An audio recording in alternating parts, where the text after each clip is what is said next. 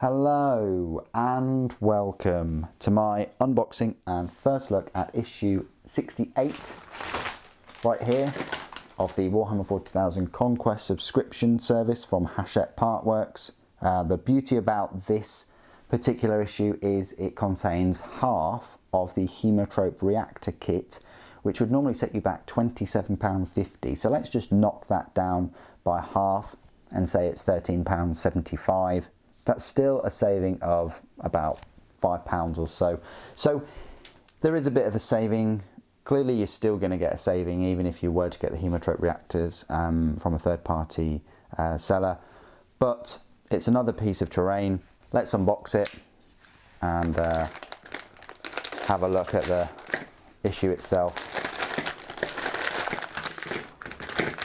So a big terrain sprue, and as always with this collection all the terrain is in this brown plastic, same as the grey plastic more or less. So if you didn't already know, I like to say that these magazines are £7.99 per week. They send you all 4 of the month and deduct £32 out of your account via direct debit. There's a first article on Annals of the Space Wolves, then successor chapters for Iron Hands, the Moray Schism, Sons of Medusa, Forces of Eldari Harlequins.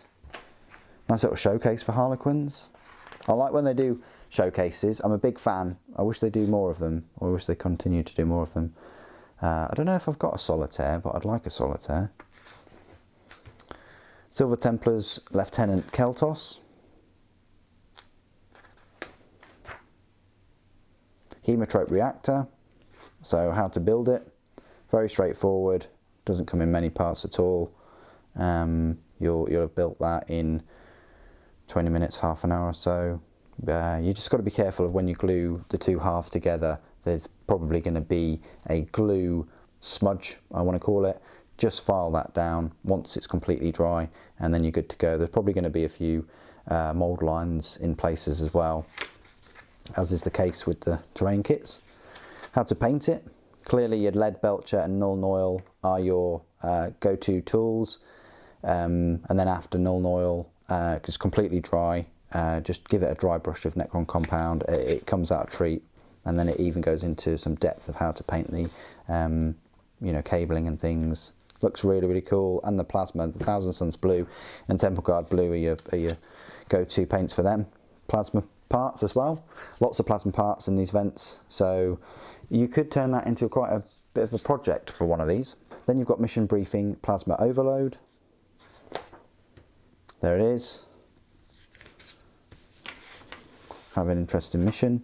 And then a preview of the next 2 issues. Issue 69 has got the champion, and 70 has got 2 paints. More paints, yay! Pay £8 for £5 paints. But you do get a white paint, and I didn't think that you did get a white paint at all, but you do. That's brilliant. Anyway, that's the magazine itself. Let's have a look at this sprue. So yeah, lots of detail on there, lots of cabling, lots of pipe work, lots of plasma windows, I want to call them, or cutouts. A fair bit of detailing on the pipe work. Again, loads of cables around this area too. The coupling or vent or whatever it is. You've got this big skull that you could put some detail on. So it can really be a project for a weekend if you wanted to do that. And I think that's the whole point. It just bombards you, doesn't it though, with so many issues in one go. It's like, here's 4 lots of kits basically for you to glue and paint. And yeah, I mean, if you went down to your local shop and picked it up, once a week, at the weekend to do every weekend, it wouldn't be so bad. But yeah, all 4 in one is a bit of an overload. But yeah, lovely little kit. First time I've seen one. I'd never got the full release for these Hemotrope reactors, and I'm pleased to add this to my terrain collection. What do you guys think of the issue and the Hemotrope reactor? Please do put it in the comments below. It'd be great to hear from you. Thank you ever so much for joining me today. Thank you for watching. The Emperor Protects.